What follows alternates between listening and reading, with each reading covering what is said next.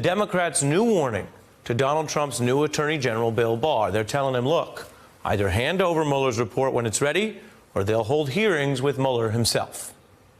Well, we will obviously subpoena the report. We will bring Bob Mueller in to testify before Congress. We will take it to court if necessary. And in the end, I think the department understands they're going to have to make this public. I think Barr will ultimately understand that as well. These new Mueller subpoena threats come after Schiff and the chairs of 5 other key House committees already told the Attorney General, Barr, that they want this report to be made public without delay. This is part of what has very clearly become an effort to ratchet up public pressure on Bill Barr before this whole thing is even wrapped up. On Friday, he also gave his own hint of how he might handle all of this pressure with that unusual late Friday announcement from the Justice Department all about Mueller's endgame. He put out officially that the report would not come this week. Translation, Bob Mueller will keep working through this week. Now, remember, that alone was striking because under Jeff Sessions or Matt Whitaker, we barely heard anything about the Mueller probe. But this is Bill Barr's DOJ now, and he's willing to at least give the public a hint about the timing that Mueller has. And also, all of this raises the possibility that the Democrats will push back by forcing his hand, by saying in advance, look, we'll subpoena him, making this whole Mueller report debate somewhat moot. That is, if they can get the innards of what would be in the report out of what they think Mueller would testify to. Now, put all that against the backdrop of Bob Mueller himself. If you're watching the news, you already know he has always chosen to be more discreet rather than less. Every time anything has come up, more discreet than even was legally required. Now, if Congress subpoenas him and Mueller decides that he does want to share details because the investigation is over, you can just imagine the spectacle we would have.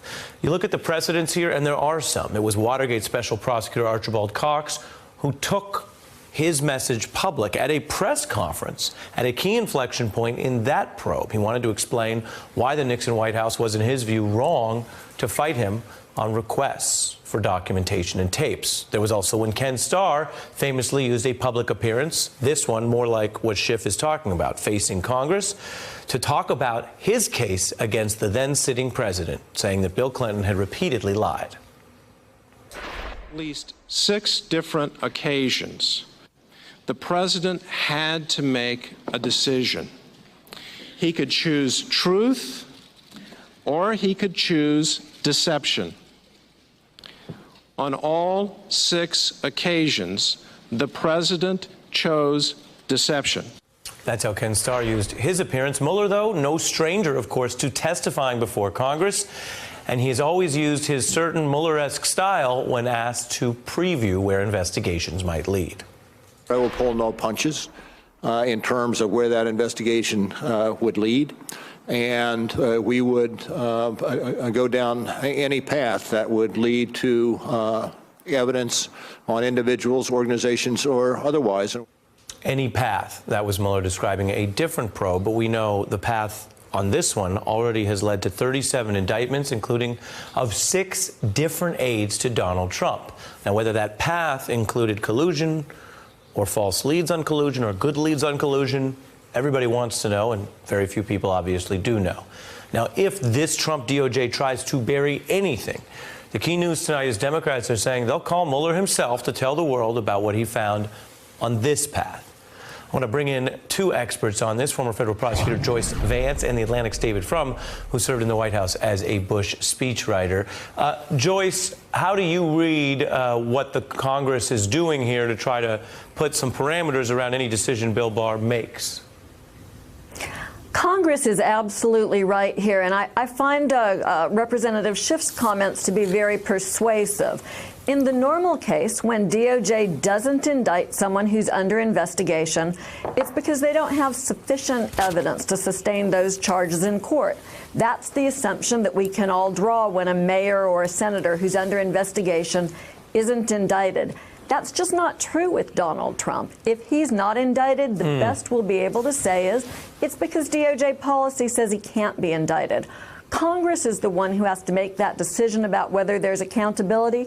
They need the evidence that's been collected by Mueller to fulfill their constitutional obligation. Right, and that's where the limits of the Starr precedent are, because he was operating under different rules that had a more formal transmission to Congress on the idea that they would deal with anything they deemed a high crime. The distinction you draw, I think, is quite significant. Rod Rosenstein was sort of dancing around it when he spoke about the normal rules for non-presidents, shall we say. This was just today. Take a look.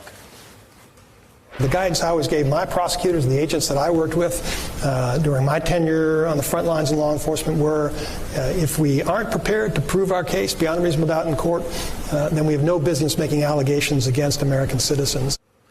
What's your response to what he's doing there? I think the dilemma of being Rod Rosenstein right now is no matter what you say, people are going to read what its tea leaves for the Mueller investigation are. And it sounds to me like Rod is simply stating the fundamental principle that animates all prosecutions. I don't think that he had some message to the American people about the Mueller investigation there. You know, we all know he reacted very strongly to Jim Comey's detailing of the Clinton evidence in public. But Clinton is not President Trump. We know that that distinction is that Trump is unique because unlike any other individual in our society, he can't be indicted while he's president. So the normal rules just can't apply. David, we're now in this interesting period of a kind of an end game because I don't think that Bill Barr could come out on Friday and say, well, the Mueller report's not coming out this week, unless he had some idea of when it would come out. That's not a statement you would make if you were a year away from it coming out, with all the open investigative leads that would imply. And so we're in this interesting endgame, and everyone's thinking, well, who's going to do what? Ken Starr, who is the president we were talking about before, came on the beat and talked about why he actually thinks it's good to talk, which would mean more from Mueller soon. Take a look at that. Was your more public strategy better than Mueller's, or is he right to be so discreet on this probe? It's a judgment call. I really don't think it's right or wrong, but I had a vision. What's the better course? I think the better course is greater public information than we have been having. But that's Bob Mueller's determination, and I have the greatest respect for that determination as well as for him as a person. David? Special prosecutors seek prosecutable offenses. This is a drum I've been banging since early in 2017. There is a real risk that in this highly legalistic culture that we look to Bob Mueller to do things that it's really up to Congress to do. You know, it's not a crime to have a lot of gambling debts or to owe a lot of money to shady banks. Those things aren't illegal. But you wouldn't give somebody a security clearance if those things were true of them. What we may find, and what I have been warning for now close to 2 years, is that we will find that there's a nexus of connection between Donald Trump and his family and Russian interests that for any other person would disqualify them from holding a position of trust, but that may not rise to the level of actually being illegal. Because the laws were not written for presidents who skirt the law. The laws are written on the assumption the presidents want to obey the law and be honorable. So I welcome Congress coming in because we have a political determination to make that Mueller will be the first step to. But we're not at an end game. We're at the beginning of the game. We're going to find out about what crimes, if any, were committed. But we have security considerations that are bigger than any crime. Well, when you put it like that, I mean, I think you raise such an important point. I think viewers know exactly what you're talking about because the notion that someone committed felony X is different from whether they are a clear and present danger with the power that they have. You can roughly analogize to when investigators sometimes find out information that might not be chargeable yet, but poses the kind of threat that they call in and act on. This is very different if the threat, as Andy McCabe argued, was coming from inside the government, inside the White House, and that hasn't been proven yet. But then walk us through, David, how that would work in the eyes of Bob Mueller, that he would find something bad enough that wasn't chargeable, and he would how would he want to get it to the House? Well, and again, I've been warning about this for 2 years. Bob Mueller being such a by-the-book person and doing the right thing for a prosecutor. If a prosecutor comes across something that's not a crime, but just discovers something damaging or something that would show you to be an person unworthy of trust, it's the prosecutor's duty to help you keep it secret because you haven't broken the law. The powers of a prosecutor are so awesome.